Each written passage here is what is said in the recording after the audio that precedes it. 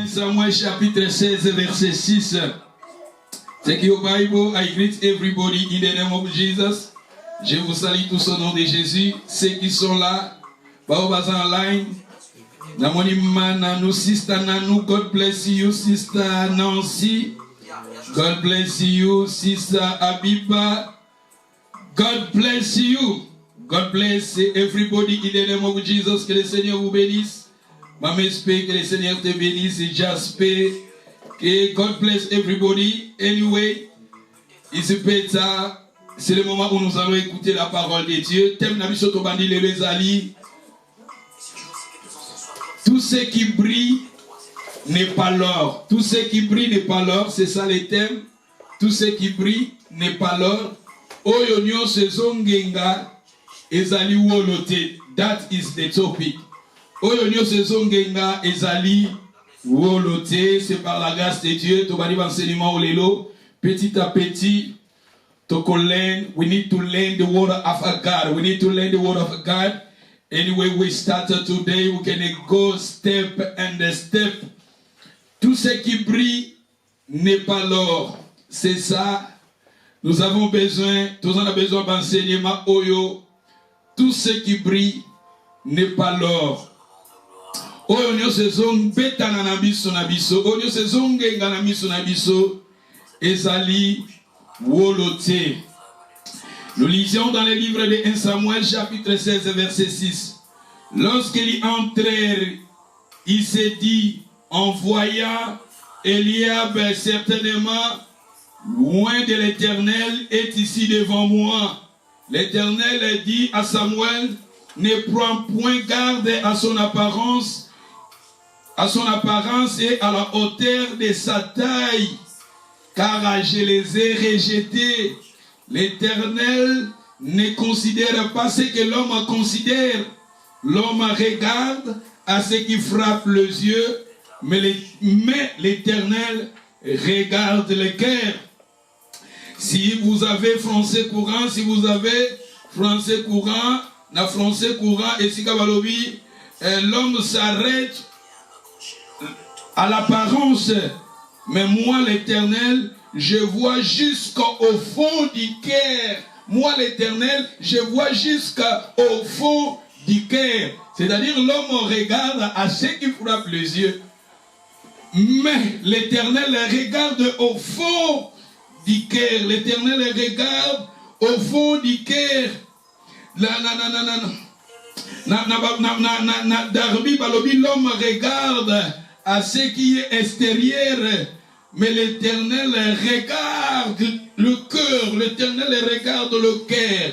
En lisant ces contextes, je pense que chacun de nous, c'est ça. Thème yango na maman nabiso. Maman nabiso nanou Nancy, c'est ça. Tout ce qui brille n'est pas l'or. Onyo se zongenga ezali wolote. En lisant ces contextes, la Bible nous parle, Zambatindi, prophète Naé Samuel. Vous savez, dans la Bible, le prophète Samuel, il est classé parmi les grands prophètes dans la Bible. Le prophète Samuel. Et Aza prophète Moko, vraiment, Zambé a utilisé la période de Naé.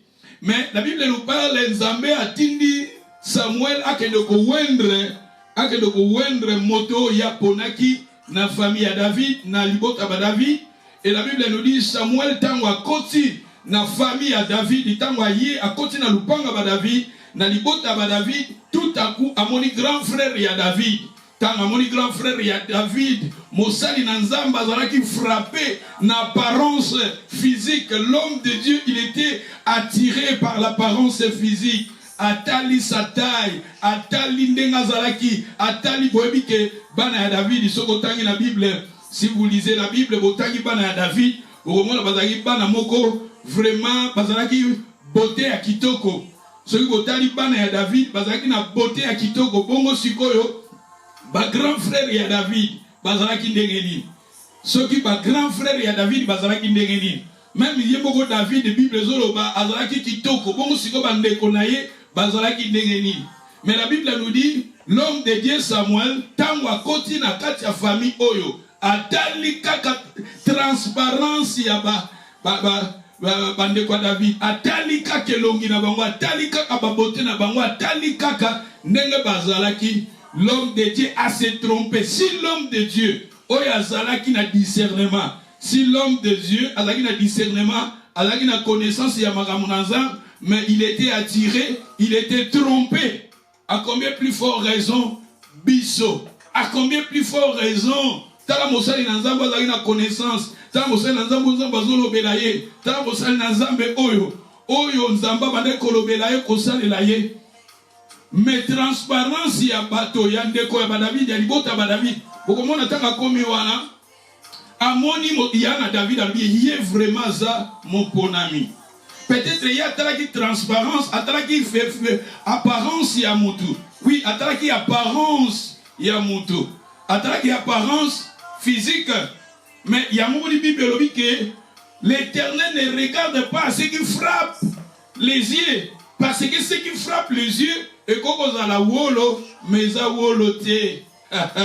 Ce qui frappe les yeux et comme à la wolo, mais à woloté. Et c'est pour cela la Bible nous dit ici, Nzamba talagana oebe talagana misote, mais Nzambe atalagana motema. La Bible nous dit l'homme regarde à ce qui frappe les yeux, mais l'Éternel regarde le cœur. Soki Nzambe na libota yabande kwa David, Nzambe a rejeté qui ba frère ya David. Bango nyoso bazalaki ebele a soki otangi okiti na soko mona ke bande kwa David musupe bayaki liboso wana Nzambe aza ko insister aza koloba na mosani Samuel kotala bango te na bwaki bango na rejeter bango na poni bango te parce que Nzambe badaki kotala disposition ya mitema na bango mais l'homme de Dieu lui azalaki attiré oyo bandaki kobetana na miso. L'homme de Dieu azalaki attiré na makambo oyo bandaki komona. Peut-être azomona ndenge bazali, peut-être azomona bataille na bango, peut-être azomona bapembe na bango, peut-être azomona ba noir na bango, peut-être azomona basuki na bango, peut-être azomona nde bilongi na bango, peut-être azomona azotala na oyo eza physique. Mais tandis que Nzambe azotala na oyo eza na kati ya motema, oyo ezali na kati oyo eza spirituel. D'où c'est très important, ma soeur, mon frère. Vous avez dit que ces derniers temps, tous à la frapper, na makambo mingite, oyo tozomona na miso, mais to kende pe mingi na oyo eza na kati na motema. Parce que bana na Nzambe belé, même nous les hommes de Dieu, toza trompé, to longwe na nzela ya malamu à cause ya makambo o tozomona na miso. Bana na Nzambe belé, bana ya Nzambe ebele balongwe na nzela ya Nzambe parce que bazota na oyo eza ya miso. Batu pe ebele biso pe les hommes de Dieu, to longwe na nzela ya Nzambe mingi parce que tozotala na oyo eza ya miso. Yango tolobi ke o nyonso ezo betana na miso eza wolote. O nyonso na mukili o ma sœur makambo ebele ezoleka tozomona na miso boye. Yango eza vérité te. Yango eza vérité te. Mingi tozomona. C'est pour cela biso bana Nzambe tofanda na maloba na Nzambe. Tofanda na maloba na Nzambe tozala emporter te. Na ba mipepe tozala emporter te. Tous à l'emporter, zala mondimi moko zala chrétien moko oza assise dans la parole de Dieu. Même dans ta vie, où ils ont bétana na miso keba, la vie spirituelle na biso faut faire attention na ma haute zomo na boebike. Même un jour, même moi aussi, je peux dire que 16 ans passés, et ça, 16 ans passés, j'avais invité un homme de Dieu. Moussa Nanzambe Moka Mounene, Ayaka Namboka, plutôt, Autanga Congo, Ayaki côté ya Awa, Ayaki côté ya Bicho. Nenga na yoka ki ba témoignage, Nenga na yoka ba témoignage, Nenge na yoka ba témoignage, na badaye komona de loin. Mais tango, na yoko fanda, moi tango na fanda ki, na mosali na Nzambe wana, natali comportement na ye, natali vie na ye, na période oka mukie na fanda ki ne soki 4 jours, soki 5 jours, ne komona ke o ezo beta na miso eza wolote. Mais na parcours nanga même ya makambo nzambe na komona makambo wana deux fois. Ezaki na mosala nzambe moko na bande kolinga nazala attaché na ye et nazala attaché na ye na sala connaissance na ye. Mais et kotala boyo ozomona makambo mususu. Mais plus tard tant makambo mususu na ye koyoka na ye komona ke o ezobetana na miso eza wolote o ezo frapper na miso na biso eza wolote. Bana na nzambe ma sœur mon frère tozala prudent tokangama na nzambe tofanda na écriture na nzambe tozala na esprit ya discernement. Soki Samuel kutu soki Samuel le prophète Samuel azalaki trompé apparence physique et séduira qui est ezalaki na intervention ya nzambe botala intervention divine. Mais soki intervention ya nzambe yaki na moment wana te mosali na nzambe alingaki kose trompe alingaki kosala choix moko oyo ezalaki ya nzambe te alingaki kosala choix moko oyo ezalaki ya nzambe te. Soki nzambe ayaki kointervenir te na moment oyo mosali na nzambe Samuel alingaki kopona moto oyo nzambe aponaki ye te mpona nini ya balaki kotala physiquement. Mais tandis que Dieu ne regarde pas à ce qui frappe les yeux, mais Dieu regarde le cœur. Yango tozolo bake oyo nyo saison ngenga eza wolote bana na nzambe tozala discernement. Même dans ta vie ne soyez pas pressés kozala pressé te ya bamaka mususu. Laissez le temps au temps, live time to time. Oyo ezobeta na miso eza wolote eza na berere mususu kosali yango na vie au côté na ba big mistake. Au côté na ba big mistake. Même nous les hommes de Dieu, même sur la salle d'Anzam. Et ça, il y a mon salle d'Anzam, n'attends témoignage quelque part. Mon salle d'Anzam, il a un ministère, ce qui n'est ce qui n'est pas. Mon salle d'Anzam, renommé dans le pays, il y a Nigeria. Et tant que ça, il connaissance dans mon salle d'Anzam, papa, et dans ministère, boye. Abi moi na problème ezate au fur et à mesure bazozala na ye jour moko boya abiche yaka to bima weekend to kokende quelque part mais yaka na kolinga to zala weekend wana ngana yo et amemi ba keso ki na océan ki na ba océan tout ça et na kati ya ba océan wana ba ke kobelela ba sirène ba bimi na ba mai ba sirène na bimi na mai pona nini alinga ki gloire. Alingaki comme l'église wana renommé à pasteur comme ya pasteur wana avec comme on a suivi le boko na nzambe soki ndengeni eza le boko na nzambe te et na kati ya ministère à pasteur wana soki bazo pesa ba témoignage batu bazo soki ndengeni yeba lingaki akoma bongo. Ce qui frappe n'est pas l'or, ce qui brille n'est pas l'or.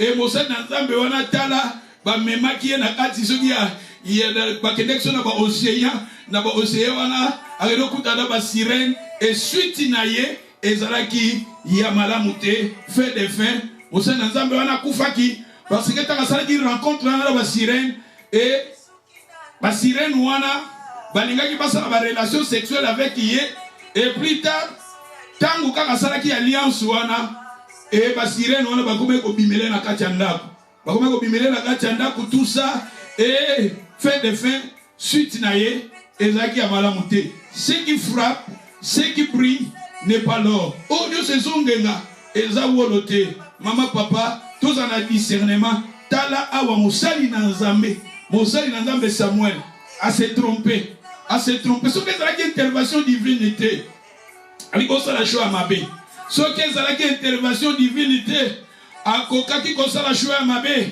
C'est pour cela nzamba lingi ngai na yo toka Matéa oyo eza lokola intervention ya nzambe na makambo eza liboso na biso na bashwa na biso. Il faut tous en esprit de Dieu. Ce qui brille n'est pas l'or. Ezaki na ser moko boye plus tard et ser moko bo témoignage mona yokaki et abimaka kendaki so na ba boîte de nuit bakena ba boîte de nuit bakutana na copain na bakutana ki na butu tout ça et après babimi na copain ayebi copain esika fanda kate ayebi ndako copain wana te babimi bakei bakoti so na voiture esika bakendaki amoni bakoti na lupangu moko ya kitoko, lupangu wana ndaku ya kitoko, na ndaku ya kitoko kuna na ndaku ya kitoko, e amoni ba mbeto balala ki ala la mbeto ya kitoko, yazo mona mbeto ya kitoko. Mena tango asutuki boye, ezaki na mbeto tazaki likolo tombo. Tango asutuki na tongo, amimoni ya milali likolo tombo, azako baluka likolo tombo. Yé amonaki yango mbetu, nzoka yalaki mbetu te, ezalaki tombo. Ce qui brille n'est pas l'or. Ce qui brille, ma chère, mon frère, n'est pas l'or. C'est pour cela, ma chère, mon frère, tozoloba, zambali toka mate a oyo, toko kene toko pesa par exemple mon sous mon kilio tozo vivre, baba kambebele pe tozo mona, n'est pas l'or. Pour tozo la échapper nango, photo linga liloba na nzambe, toka ngama liloba na nzambe, même na vie na yo mama. Même na vie na nga mama, même biso bana na nzambe, nous les hommes de Dieu, pour tous la épargner, il faut regarder les écritures, to fanda na écriture na nzambe, parce que onyo se zongenga, eza wolote. C'est la lamki na tombo boye, azaki likola tombo, abandi mbangu, mbangu abandi wana, azaka na kati ya cimetière. Mais ye, na tombo na bututan bazoya, amona kezaki cimetière te. Yaboni ba koti d'abord voiture ba mataki ba les zaki cercueil ba kabole kana mukilio yo toka kwa bananza pepeto banganza kangama na nzambe banganza soki Samuel, je vous dis la vérité, si Samuel est l'homme de Dieu qui écoutait Dieu mais a se trompa ki awa bon soki nzambe alobela ki na moment wana te alika ko sala choix mabe parce que yazo mona na o izobeta na miso. Lui, il voyait ce que Misune Bane Kotala. Mais tandis que Nzambende a qui vérité à Magamunions, Zambalobi était. Kotala na Ozobeta na Misute. Combien de fois, Otozobeta, Tozota na Misu, Otozomo na Misu, Menzambazolo la Biso, Onyo Sezongenga, Elza Wolote, Tala Sikoyo, ma sœur, Yo Sikoyo, ma sœur Seroyo, Onazobeta Lisolo. Auti na cimetière taki mambangwa bima amimoni sikoyo tala sikoyo ba omoni sata pazalaka akolinga tia na condition moko a humilier total mobali wana ayebi esika utite tout ça bakutana ikana ba boîte de nuit bakutana ba boîte de nuit atala bien o pena mobali ngana lingaka mobali peut-être mobali on peut apparence na ye apparence na physique peut-être nenga alaki taille na ye peut-être nenga alaki beauté physique alaki nango et babimi na boîte na kata boîte babimi et voiture alaki nango voiture mozo mona benaki ba voiture ozo mona ke ya cher ntala mukili oyo sezongenga eza wolote. Ya moni bena mobali ngana lukaki na vie yo tout ça ndenge bazo solola ndenge bazo zala na moma wana bazwani bakei nzoka esika bakendeka moni bena bakoti na lupango ya kitoko tout ça nzoka na lupango wana ezali na lupango normal te ezali na wana kata cimetière et na cimetière kuna amoni bakoti na ndako mais elaki ndako te ezali na kata batombo. Et na tombo ala mukabo azali likola tombo. Et c'est voilà la qui parce que tango alalaki alongolaki babilamba na ya lali. Mais alamuki na tombo ni sikotala siko na tombo ni kima siko bimana mokili du. Et c'est rwada suite na ye egezala ndenge nini. Soka luki nzambete suite ne fois kufaka rapo kune siko ke osali alliance mobali yango alaki na ye bobimi na ye tout ça. Quelque part, oyebi sika utite, oyebi te son azananite, mais na motala boye, pour na kolobake, oyo sezonge na miso na biso, eza wolote, ma sœur, tous en a discernement, to kanga na nzambe, to luka vie pressé te, to luka vie pressé te, vie ekeya, bat musu tozo mona bango boye, yana mi matea oyo to bani boye, ndenge boli na nzambe, eke kamba biso to oye kola pe magambo ebele, to oye kola magambo ebele, et je sais nzambe nanga, na moi mayelo apesa ka connaissance à liloba na ye tokoye kola liloba o na profondeur na largeur na tokote yango bandenge belende molimo na nzambe ke kambake o nyo se zongenga na mokili oyo o nyo se zali boso na biso keba mingi eza wolote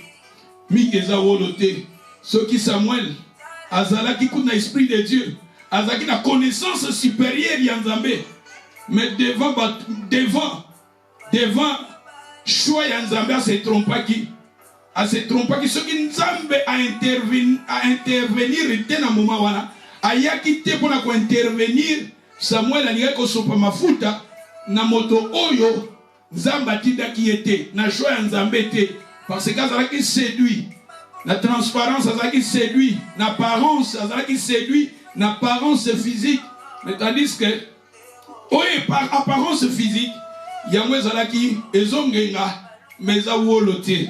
D'où ma sœur, mon frère, tozala na discernement, tozela ton Nzambe, Nzambe na biso wana, ceux qui tokanga mine toza fidèle et tozo travailler na ye avec la foi. Nzambe na biso na kotika bisote parce que oh nyo sezongenga eza wolote. Oyo nyo sengengaka eza wolote. Otala même itena ba même biso ba sa na Nzambe ozomona ba esfata ou bien ba esfata ba British talent okomona même ba magicien mususu ba magicien bimisi hélicoptère abimisi hélicoptère na salle mutabimisi hélicoptère na salle. Est-ce que salle wana hélicoptère koti wana yemoka ebi vérité bino ozomona hélicoptère mais est-ce que vraiment c'est hélicoptère oh Dieu zongengeza wolote bazo bimisa bimisa biloko bazo bimisa biloko kolia bazo bisala ba démonstration oyo bino tozo mona mais vérité ezanini parce que quand ils ont frappé na misu yango eza vérité te ozo kola du oyo ngengaka eza wolote tozala très prudent na limito tanga Matthieu chapitre 23. Matthieu 23, verset 5. Malheur à vous, scribes, pharisiens, hypocrites, parce que vous nettoyez les dehors de la coupe et du plat au-dedans, ils sont pleins. Pharisiens, malheur à vous, vous avez hypocrite, na bozo ko nettoyer libanda ya sani, ya kopo, mais na kati kuna, ezana makambo ya mabebele. Ceux qui te continuent. Alors, dans le verset 26, a vu pharisien avec les nettoyer premièrement l'intérieur de la coupe. Mon intérieur de la coupe. Et ça peut être là. Oyo matio tozo te ya oyo. Tozo ba oyo zongengeza wolote. Tokolobela ngona babande ya na bi tokolobela ngona bandenge bele. Tokolobela ngona ba via batu batu musozo mona ye wana, ser wana, ndenga lati, azo tambola, yozo envier peut-être alelaka. Ozo mobali wana tout ça namoni peut-être si kaza lelaka libalo ya fandi ya lelaka mwasi oyaza na ya lelaka mobali oyaza na ya lelaka ozo mona tozolo bango tout kolobela ngona ba faso ebele bat muzo mona za na poto maza na kimia te bat muzo mona zo tambola azo seka mais au fond na ye azo lela au fond na ye makambo azo vivre. C'est-à-dire, il y a autre chose, oh Dieu se zongengeza wolote. Awa Bible lobi na biso le sani kopo. Zambe Jésus azolo bana ba pharisien na ba scribe. Abi bozo nettoyer libanda ya kopo, omoni kopo kitoko, omoni sani kitoko, omoni nzungu kitoko. Mais na kati abi nettoyer d'abord na kati. Pourquoi na kati? Parce que na kati eza na salité. Na kati eza na makambo ya kitoko te na kati. Mais on a frappé na libanda. On a frappé na kopo na libanda. Oyebi ba kopo muso ezalaka. Au moins na kopo ba destiné ngo kitoko décoration. Ba ki ba photo kitoko na libanda ya kopo. Mais nini ya kati kuna? Peut-être na kati ya kopo ezana ba salité na kati kuna. Ba microbe na kati kuna. Mais peut-être to la beauté ya libanda ya kopo. Mais Jésus a dit ba to nettoyer d'abord na kati kuna. Parce que tu la tuer, ils ont frappé la mise. Tandis que eux ont frappé la mise, ce qui frappe, ce qui brille, n'est pas l'or. Parce que nous ont frappé. Na libanda, on est dans Bamboka Oyo. Ce qu'on est dans le centre-ville, dans le centre-ville, dans le balier touristique, dans le kopo, basani, au monde de kopo, bateki, bazoteka, ils ont un dessin. ya queen, ya famille royale, tout ça na kati ya kopo na libanda ya kopo. Batie na libanda ya kopo, batie ba photo ya mboka ya Castel na bango, batie net na bamboka o bakotia queen, on a batie peut-être Charles, batie ou famille royale. Bozo mona ngo kitoko. Kopo libanda na ngo kitoko. Mais est-ce que na kati kuna biloko nini ya na kati? Est-ce que na kati kuna biloko nini eza na kati? Yango masere nzamba zolo bena biso, ce qui brille n'est pas l'or. O engenga kiza wolote. Yango biso même na bafi na biso, il faut tout travailler na kati. Bien sûr transparence à libanda pe ils ont compté, mais travail il faut ça la mama kasi na kati na biso. Na kati au dedans de nous. Au dedans de nous faut travail.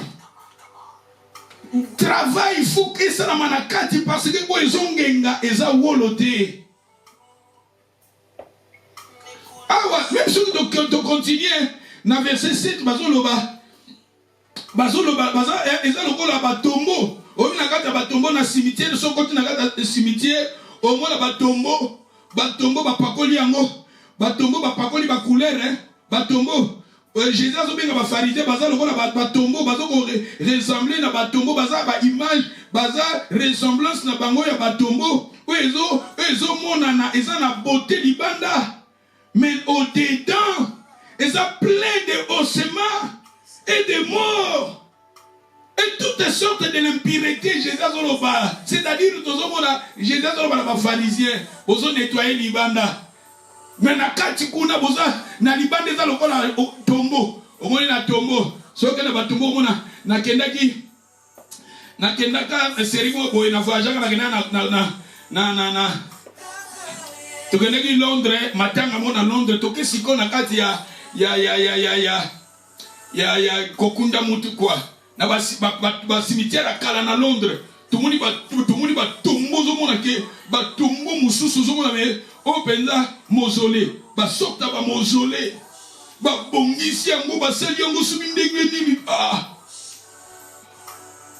ba tombo busongo mona même okena ba frigo mona ba tombo chaque année famille ba ko bongisa ba tombo ya papa na bango ya mama na bango ya noko na bango ba pakoli yango coulé na ba tombo même na ba kongwana au mona osombi espace a monene ba bongisi buso ba sala lokola banda misu basalela mutomona soka oza footballer bachelio babale na kati bachelio babale soko zala soulard omona bazoyela yo masanga bachewana na masanga na kati soko lingaka likambu moko bo c'est-à-dire basaleli yo mausolée bafongolaka yango bayaka nango na bafunguli bakoti na kati esika cercueil na yo ezali mais na pembeni bachalaka bakotina yango babiloko bakosalaka basérémonie.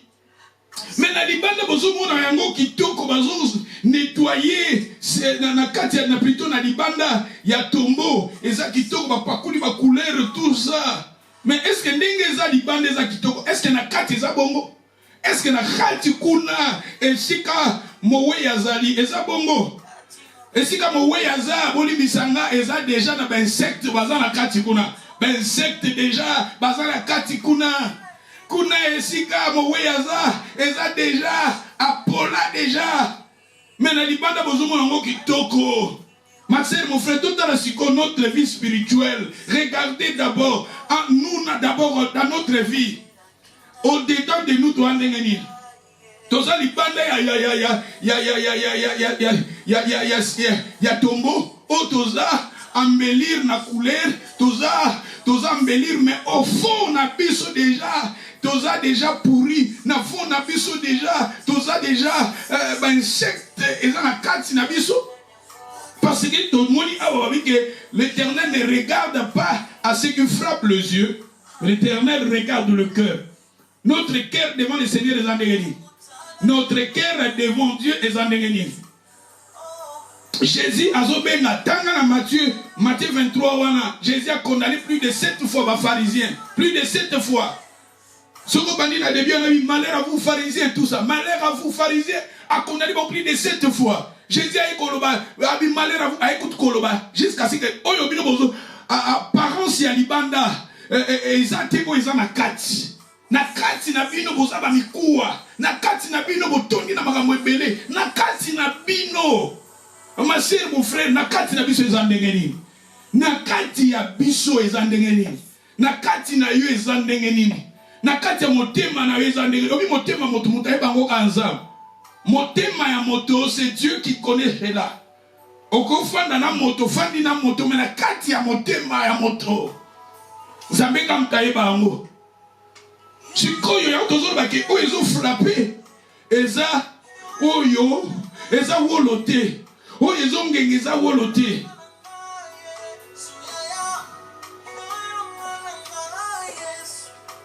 O ezo ngenge eza wolote. On a de continuer mais dans verset, vous de même, dans verset 28, vous de même. Jésus a parlé de ma pharisien, azoloba na bango, azoloba boza lokola batombo, ba pakoli couleur, ba pakoli na tombo couleur, tombo ba pakoli yango ba couleur, ba bongisi, oyi ba tombo so ezalaka, ba karo, ba cha ba karo na tombo ba karo. O mona pe ba tombo na la gachere. Tombo, kosale la mutu tombo, batia ba karo. Ça coûte, ils ont coûté. Mais est-ce que nakati kune ya bon? Nakati pe za bongo. Nakati pe ya bongo. Y'a tozo bake, ils ont frappé. Ils ont bato mosusu. Toza lokola batombo libanda. Bato ba mona manga mosusu. Nakati pe, bato bazo mona manga mosusu. Libanda bato bazo mona manga mosusu. Nakati pe eza maka mususu. Na lingi pe lalo banamana na nzambe. Na vi na biso to andenge nini. Libanda tozo pesa image nini. Nakati na biso pe tozo pesa image nini. Na lingi pe lalo banabana na nzambe. Mukili o tozo mona. Peut-être tozo mona batombo ba pakoli couleur. Mais en réalité ça maka mususu. Peut-être tozo mona makambo mususu na ba vie ya bato. Peut-être tozo ko attirer biso, tozo ko envier bango. Mais en réalité, au fond, et à Magamousous, il y a un autre qui est zongenga, eza wolote. Moi, nanzam, tout fan, il y a nanzam, tout comme nanzam, ma promesse nanzam, ma pessibiso, tous à bateau, tolingizam, tous à bateau, tous en la vie de prière, tous à bateau, tous en la foi, tous à bateau, peut tous travailler, mais nous sommes une vie facile. Et on a de comment boyer. Tant que quelqu'un a comme un témoignage, quelqu'un a et si quand on a na lupangu soki ya mwana ya poto mwana muzinde komuka ale na poto bon ndenga ndo fana na lupangu ndekona ya poto et soki problème moko lekaki wana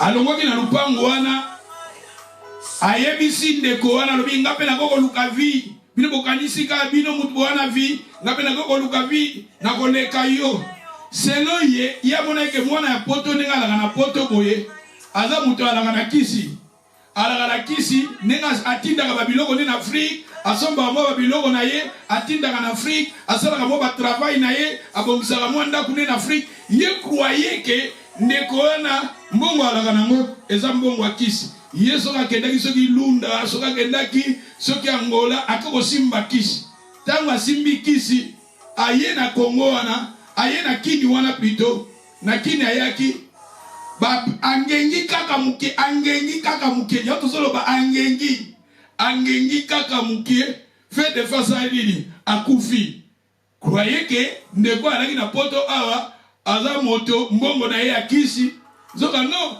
peut-être ndeko ala beta mo ba 2 heures ne ba 3 heures na bomika misala ba basala na poto awa mutu azosala mo musala na ye azana mo vision na ye moko boye na Afrique peut-être abongisa famille na bango abongisa place na bango bafandaka ndeko yo lokola zaki na discernement te ya kanisi ke mbongo ndeko anza na ngo eza akisi ya ke kozwa kisi ayepe angengi mwa mukie mais aumela kite après 5 ans akufi ozomona akufi tout ma sœur mon frère tozolo bake tous à la précédente na vie batuming balingi vie facile.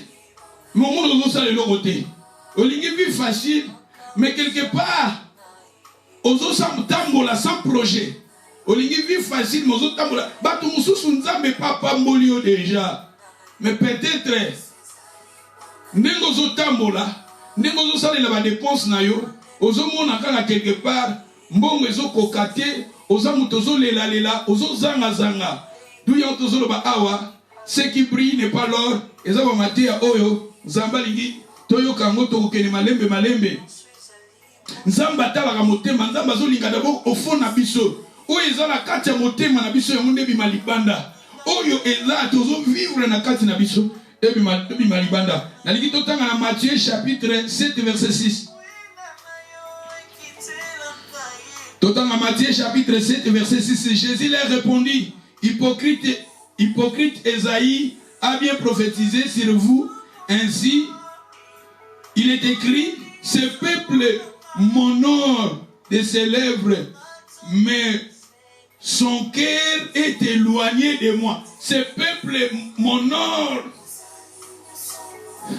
Ba peuple o Esaïe aloba, prophète Esaïe aloba, peuple o bazo kumisanga na bibebo. La bibebo, mais mitema na bango eza musika. C'est-à-dire oyo maloba na bango ezoloba, ezalaki lokola wolo, mais au fond eleki makamususu. Ozomona? Oyo bazoloba na maloba, oyo batu bazomona, oyo batu bazoyoka eza makambo mususu. Mais oyo ezo salama na kati peza makamususu. Yango na Proverbe chapitre 4 verset 23 balobi, gardez ton cœur, bomba motema no koleka makamu nyonso parce que na kati na yango vient source de la vie. Balobi, gardez ton cœur plus que toute autre chose, car de lui viennent les sources de la vie. Le cœur. Le cœur, ah, watu bomba motema koleka makamu nyonso. Kokota na motema no teba makamu susu nza bazo sepela na ngote. Gardez Jésus dans ton cœur. Gardez Jésus qui est la vérité dans ton cœur. Et marchez dans la vérité. Tout dans le discernement, ce qui frappe, ce qui brille n'est pas l'or.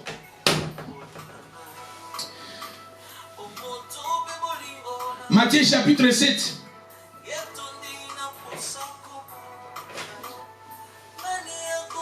Matthieu chapitre 7, verset 20. Masiaza lisekwa asekwisi nyonso yanga soki ngai nakoyemba lokumu ezongela nkolo.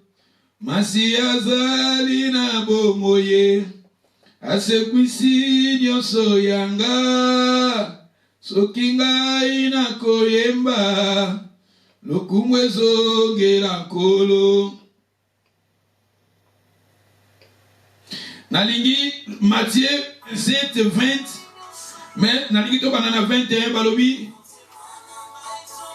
Ceux qui me disent Seigneur, Seigneur, n'entreront pas tous dans le royaume des cieux, mais c'est celui-là seul qui fait la volonté de mon Père qui est dans le ciel. C'est celui qui fait la volonté de mon Père qui est dans les cieux. Plusieurs me diront à ce jour-là, Seigneur, Seigneur, n'avons-nous pas prophétisé dans ton nom? N'avons-nous pas chassé des démons par ton nom? N'avons-nous pas fait beaucoup de miracles par ton nom? Alors je leur dirai ouvertement, je ne vous ai jamais connu, retirez-vous de moi, vous qui commettez l'iniquité. Ces gens-là, ces gens, physiquement, Nalibanda na misu, bostozobona, ces gens-là faisaient quoi? Prophétiser. Ces gens prophétisaient. Deuxièmement, ces gens-là chassaient des démons. Troisièmement, ces gens-là faisaient beaucoup de miracles. C'est-à-dire, ce qui brille n'est pas l'or. C'est-à-dire, na misuboye, ces gens, bazo sala miracle, ces gens, bazo prophétiser, ces gens, bazo chasser des démons. Mais au fond, elaki maramusus. Na kati kuna, bazaki batu o bazaki na ba pratique mabe. Na kati kuna, c'était déjà o tozolo ba batombo ba pakuli ba couleur, mais na kati na bango ezalaki na ba sorte ya ba mikuwa, ya ba insecte ya ba salité, o ezalaki na kati na bango. Somona atozolo ba awa, ya tozolo ba ke o ezongenga eza wolote. Tant de bazolo ba miracle. Ces gens-là faisaient des miracles. bazo sala ba miracle extraordinaire. Ces gens oyo bazo ko chasser ba démons. Quand on dit chasser des démons, c'est-à-dire ça va domaine même spirituel. Bazo bengana ba milimo mabe. Mais Seigneur a condamné bango na pona li parce que oyo bango bazo la kisa libanda et la maka mususu. Oyo be bazo sala na kati et la maka mususu. Ya tozo lo bake oyo ezongenga eza wolote ya moni kuna na 20 balobi ke tokoyeba bango na ba misala na ba fruit na bango. Tokoyeba bango na ba fruit na bango parce que ba fruit na bango misala na bango ba fruit misala. On connaît l'arbre par son fruit.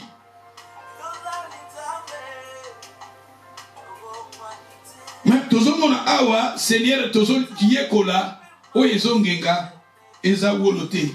Omoni loko ezo kanga biso ezo ko attirer bato na mokili oyo. Na mokili bato ebele eloko ezo longola bango na nzela nzambe eza mbongo. Eza sexe. Quand on parle d'abord mbongo l'argent tozo mona ba bien matériel. L'argent na ba bien matériel na luxe ba palingi via luxe.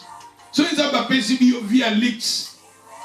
Neti biso na ba poto boy to ko envier tala ngana lobaka ngai nde na yebisa bana na nzambe na bitala biso to uti na Congo biso to saleli nzambe na Congo to saleli nzambe na ba Congo na ba moma moko ya pasi ya ba moma ya pasi to te évangile na ba moma ya pasi to vivre dans ba condition de évangile na ba moma ya pasi to vivre ba vie moko na ba moma ya pasi et le Seigneur m'a fait la grâce. Je suis ici en Europe. Vu on a mené en Europe, naza nango api naza ko sepela na esiko vi ona nango awasiko pona wuti na via passe mabondeli ko bimi mabondeli eloko pa ko lié ngakuti na ko fanda be prevele kinga mingi na lupango wa famille na yo fanda na l'église na koma ko fanda na l'église je na fanda na l'église na vivre kana foi tala siko na zolo banazo vivre na foi na âge ni sona wani ko sambela na 14 ans wana toloba kobanda po awa na ye na 20 ans na yende na poto na 20 ans toloba totia siko na 14 ans ti na 20 ans wana vana voyager na vivre sikoyo na âge wana na comment vivre dans l'église na fanda kana l'église kaka c'est-à-dire on fanda dans l'église tu dépends que de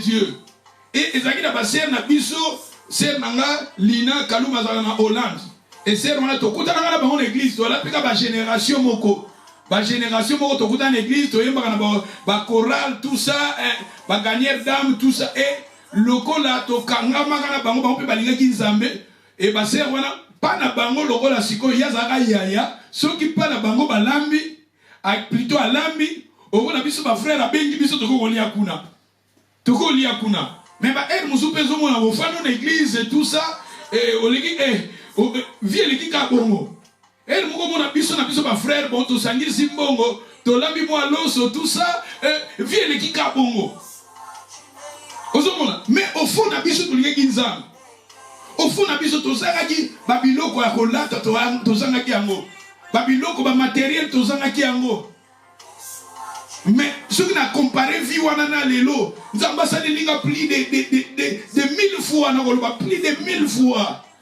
ya vie on na ngo lelo na la biso lola na ba permanence wana ya Congo permanence ya Congo eza batonga te eza libanda boza libanda mbula soke beti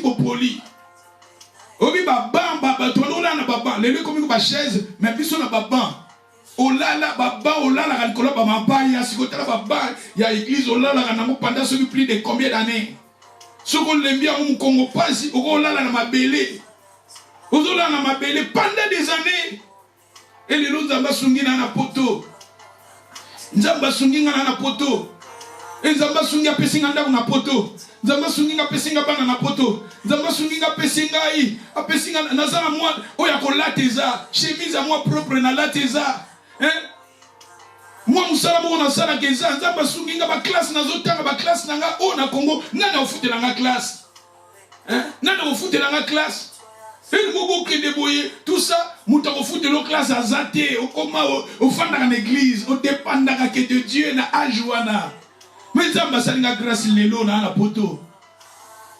Et y a on a vu na ngo awa et nzamba sungi loko na linga nzambe même naza anazote ya bino. C'est ça qui est très important pour moi.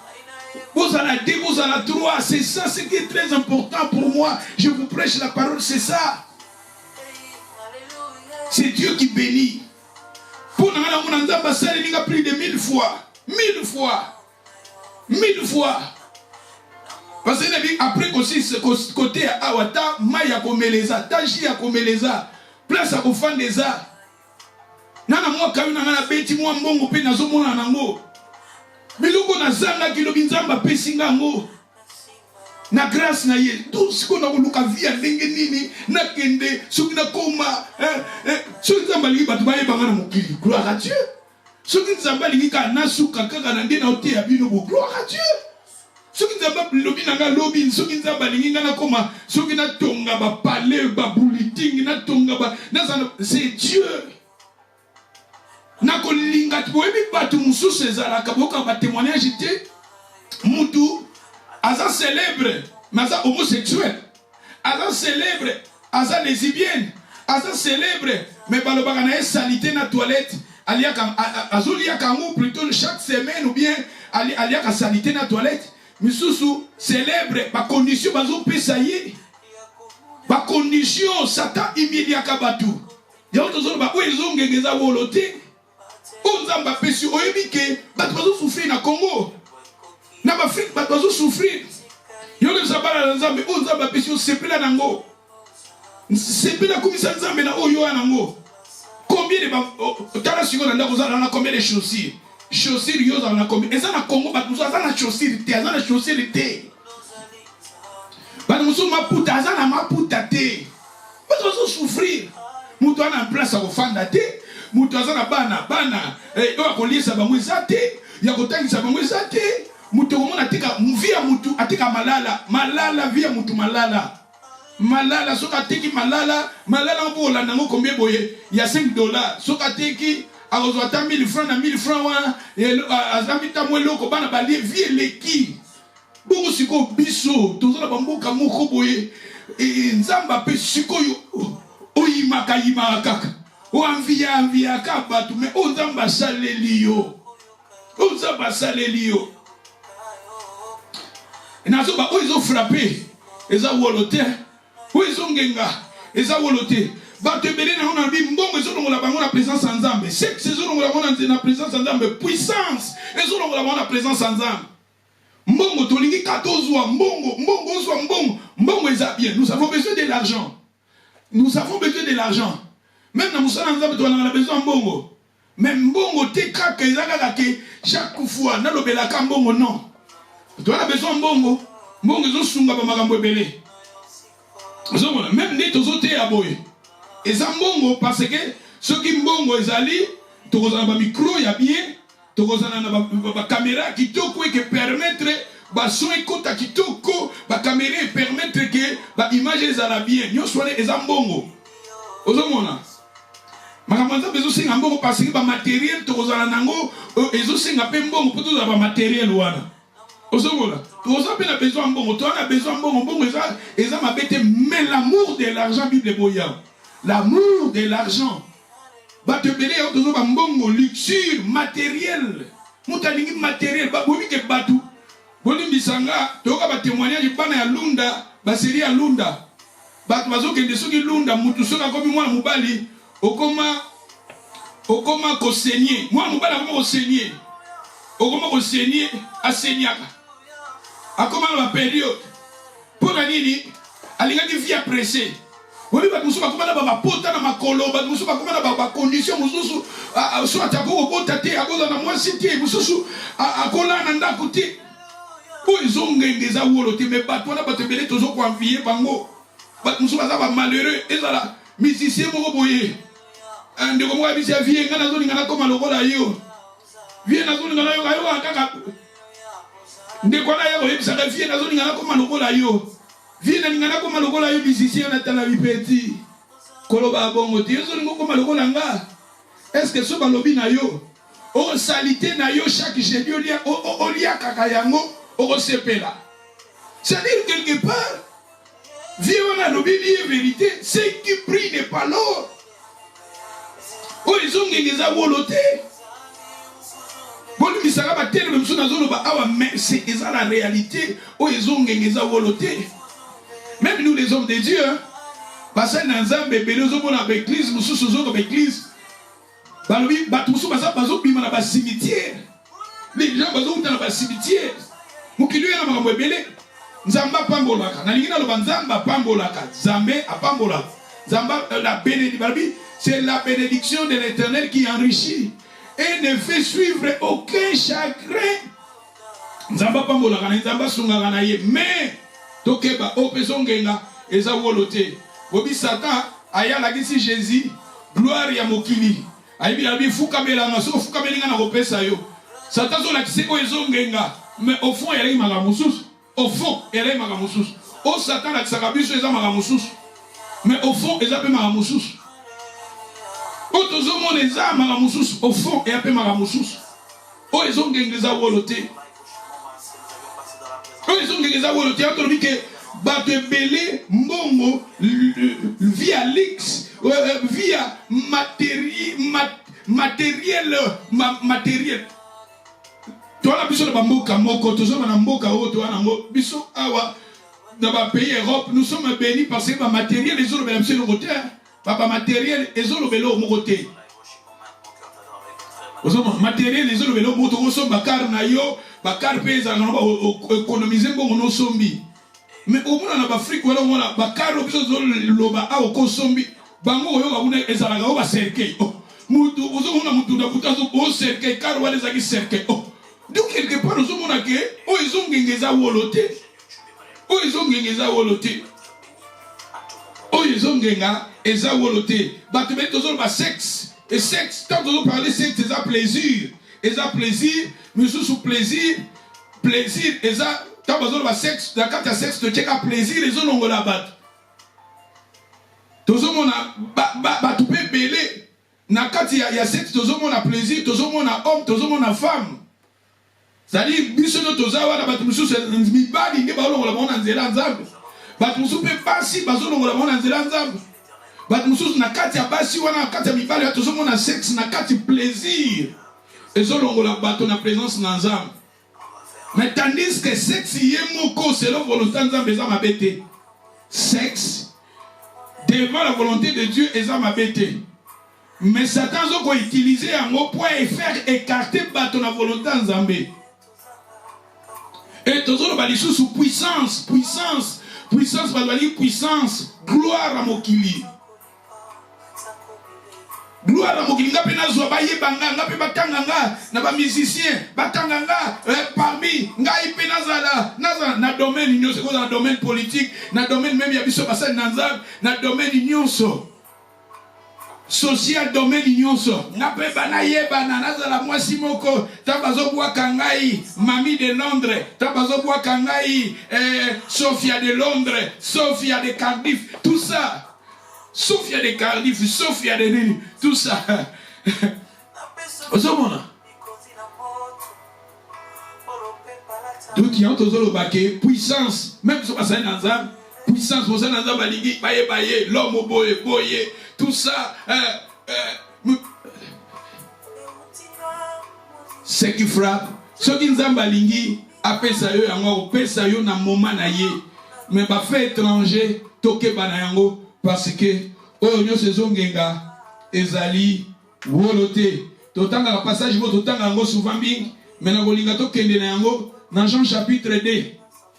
Toke na Jean chapitre 2. Nous lisons dans le livre, il y a 1 Jean chapitre 2 verset. Dans le verset 14.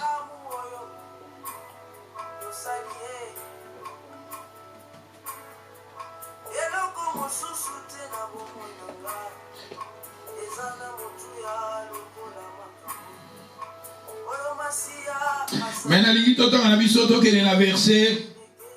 verset 15, Babi, n'aimez point le monde, ni les choses qui sont dans le monde. Si quelqu'un aime le monde, l'amour du Père n'est point en lui. Car tout ce qui est dans le monde, Babi, la convoitise de la chair, la convoitise des yeux, l'orgueil de la vie. Ce qui est dans le monde, la convoitise de la chair. La convoitise de la chair, tout ce monde a plaisir sexuel, désir, plaisir. Tout ce qui est dans le monde. Et après, convoitise des yeux. Convoitise des yeux. Misu kosepela. Il y a misu. Et après, l'orgueil de la vie. L'orgueil, l'orgueil. Balobi ne vient point du Père, mais vient du monde. Le monde passe et sa convoitise aussi. Mais celui qui fait la volonté de Dieu demeure éternel. Éternellement. Celui qui fait la volonté de Dieu demeure éternellement.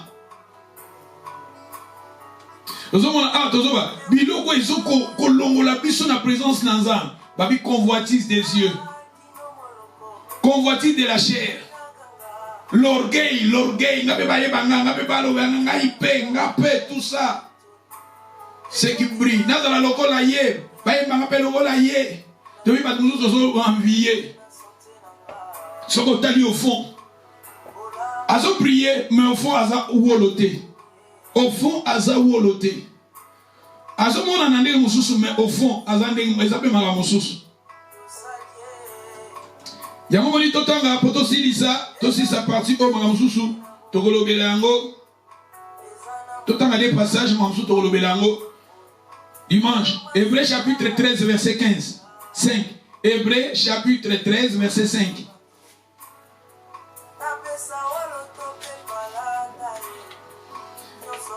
Hébreux 13 verset 5 Balobi. Ne vous livrez pas à l'amour de l'argent. Ne vous livrez pas à l'amour de l'argent. Dans français courant Balobi, votre conduite ne doit pas être déterminée par l'amour de l'argent. Votre conduite. Basi muso ezaka mbongo mbongo po afana na libala mbongo kaka mbongo mbongo mbongo mbongo mbongo mbongo ba pape belé pe kaka mbongo mbongo mbongo mbongo eza bien la mbongo eza bien mais l'amour de l'argent l'amour de l'argent n'est comme amabe yango de babi ne vous livrez pas à l'amour de l'argent. Que votre conduite ne doit pas être déterminée par l'amour de l'argent, mais contentez-vous de ce que vous avez. Contentez-vous de ce que vous avez. Car Dieu lui-même a dit, je ne te laisserai point, je ne t'abandonnerai point. Contentez-vous de ce que vous avez. L'amour de l'argent est amabe, bolingo ya mbongo, batebele bolingo ya mbongo. Bolingwa mbongo batebele bateki ba organe nzoto na bango bolingwa mbongo batebele bavi na bango ona mutu mususu akokozwa mbongo mais mbongo wana babiko aider pe famille note akokozwa mbongo babi mbongo wana ko aider mama na yote akokozwa mbongo kisi ya mbongo mais yo kozwa kisi ya mbongo pour ça ni mais pour aider libota na yo o aider famille oyoka o ko aider famille na yote. Oh, bandeko no bako lia mbongo wana te. Oko sunga bandeko na yote. C'est-à-dire quelque part Satan na kaka na piège wana tieyo yango peka rozwela yo. Ozomona. Yango ni bibezo ba l'amour de l'argent za racine mabe parce que bolingo mbongo ezo tinda bato. Bato bele bazo ko sacrifier bana na bango à cause mbongo. Bato bele bazo sacrifier mabota na bango à cause mbongo. Bazo sacrifier basi na bango mibali na bango à cause mbongo. Ba couple belé ba foyer belé. Ceux qui ont un problème, et ça, bolingo mbongo. Yango ni bibe awe boye bi o kutu de bon zamba pesio o yo zanango lingana no yo zamba pesio wana. Ozomona e mutu patonda ka mbongo te alingi kaka na pese exemple ko ta ndeti président États-Unis. Président États-Unis o yo tiko bima. Mais président wana azana tout, il a tout. Azana mbongo, azana ba so taliba bien et même avant comme président aza déjà. Si quoi logo ni les autres tinda za la kawana. Et logo ni les tindi za kawana. Au moins to ko no ba ezaka ne dolobi awa so ke za mbongo te. Eza puissance pour na eza puissance parce que aza déjà na mbongo. Aza déjà na mbongo. Ne dolobi awa na pesi 3 makambo na lobi mbongo sexe na puissance. Tu y as la puissance, tu connais la puissance. Parce que bon, aïwana te pour bon, pour déjà d'aller dans bon.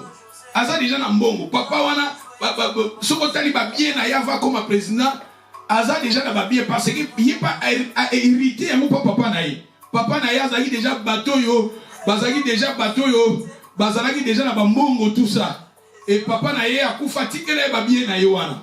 Baza bateau comme on a dit ba centre ville à Cardiff wana mubimbeza aye. Aïsaïa yé, à Tonga, ba château, ba hôtel à miner, de hôtel, comme dans la septième, combien de mata Nicolo Kuna, et hôtel naïe. Aïe, Azala Babilo, quoi, des belés. Tout le basoka yé, on les a été pour Nambongo, pas ça déjà Nambongo naïe. Mais peut-être les puissance, et sa gloire. Comme on est carré, baladou. Mais t'as là les lots, Marambotu, les États-Unis.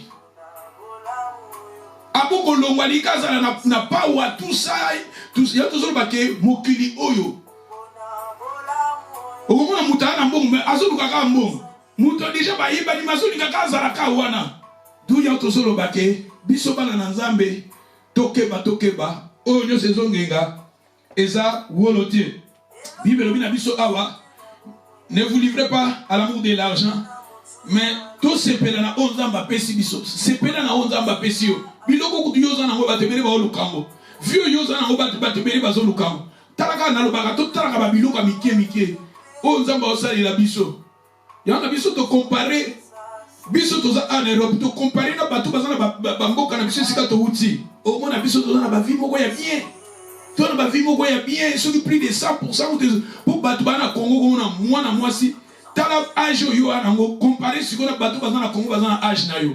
Au monde va nous voir comment déjà ma maman va comment des types déjà boy et là sur la Congo déjà on a âge n'a comme le ko la so ndengeni pas si mutu pas si kolia pas si kofanda pas si pour la théâtre ya kolia zate ya omelezate ba condition bana bazotanga mais biso a omona tout l'équipe déjà na makambo wana tout linga nzambe tout kama na nzambe zala reconnaissant pe na nzambe pesio.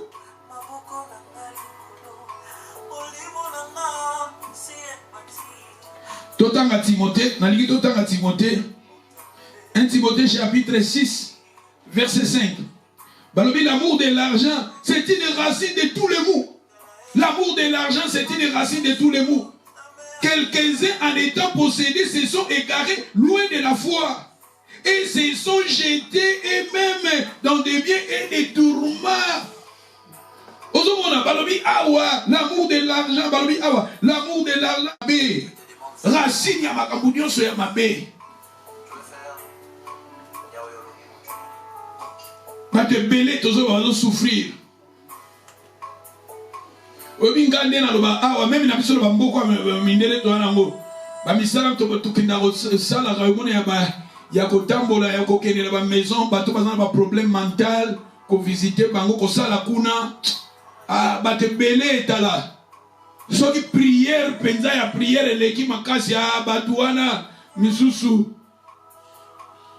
misu bako bika misu bako kangwa parce que il faut comprendre que batu belé bazana ba place wana eza batu nde bali batu na bazala bongo eza na bato bazo salela bango ko bazala bongo eza na bato na mokilio to fandi ba tie bango bazana ba condition bongo mais awa pe na balwa ya mboko okoko kenete kaka ngulu ko bonde la pola batuana parce que sur batuana nde batuana boyoki memba histoire boyoka na bamboka oyo na Europe bakambo ba pédophilie okolandela mamba ba réseau ba pédophilie omona ba contaminer ba contaminer ne bato renommé bazana makati ya makambo wana hein.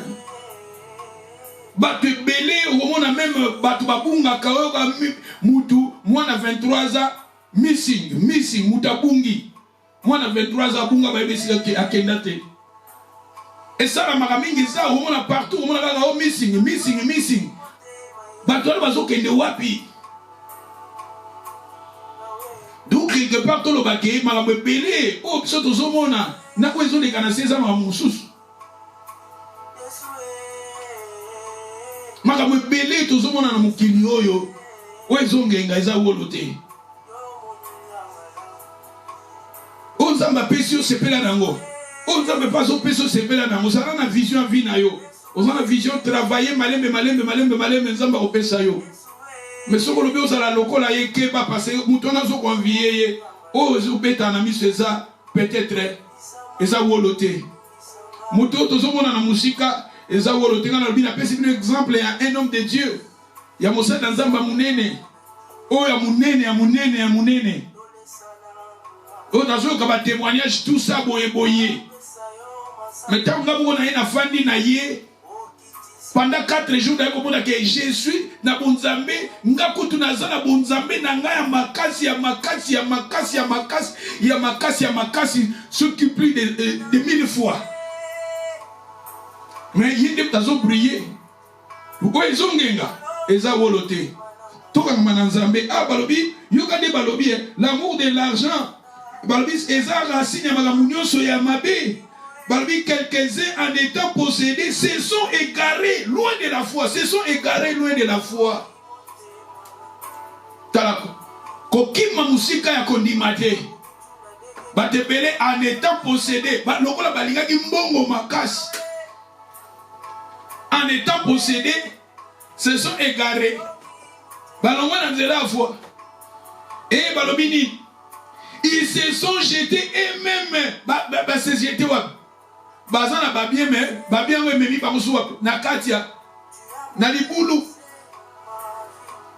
yamoni na verset 11 babi mais toi homme de Dieu kima makambo wana babi kima yango babi rechercher la justice, la piété, la foi, la charité, la patience, la douceur, combat les bons combats de la foi, saisis la vie éternelle à laquelle tu as été appelé et par lesquels tu as fait une belle confession en présence d'un grand nombre de témoins. Ce qui brille n'est pas l'or. Toka mananzame, kanamananzame, linganzame, zanananzame. Yamoni même à Bakouka chapitre 2 verset 2, l'Éternel m'adressa la parole et il dit, écris la prophétie gravée là sur des tables, afin qu'on la lise couramment, car c'est une prophétie, donc le temps est déjà fixé.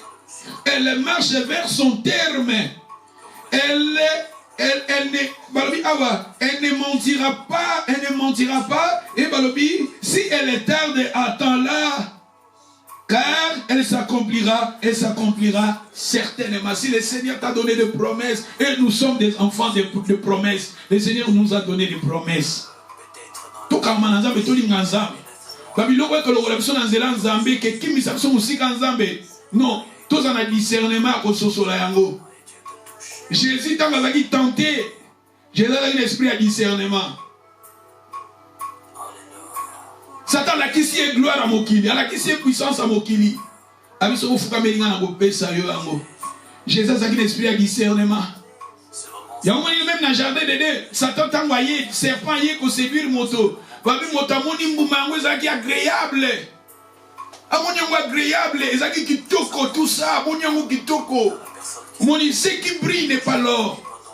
Zoka mboumana landa ki memaki kufa. Eza babilo musu tozo landa, ezo mema kufa na bavi na biso. Makambo ebele tozo landa, tozo luka na vie. Que ba ce qui brille n'est pas l'or. Tala Samuel, soki azalaki nzamba intervient, nzamba alobelaki ete na moment wana. Alinga kozala séduit. Alinga ko se tromper. Alinga ko sala choix ya mabe. Parce que ya tala ki na ko ezo frapper. Azotala na ko ezo ngenga. O ezo ngenga eza wolote. Mingi ezo ngenga eza wolote. Makambo ebele ezo ngenga na mukili awa keba eza wolote. Moi je pense, je m'arrête ici. Tous continuer en haut les dimanches qui viennent. Que le Seigneur vous bénisse. Et si quand Ozali, bon de l'Anzambe, que Sanzamba peut s'absorber discernement, tous en la connaissance d'un discernement, Yakoso Sola, devant nous, oh, ils ont frappé, et ça woloté, mais Nzambe vraiment, après sa connaissance, ça pour comprendre, un esprit à discernement, Yakoso Sola, devant les circonstances, tous en esprit à discernement. Nous prions et si Koza, bon de là que le Seigneur te donne l'intelligence et discernement, il y a Kososolaka devant, bas circonstances, alléluia, alléluia.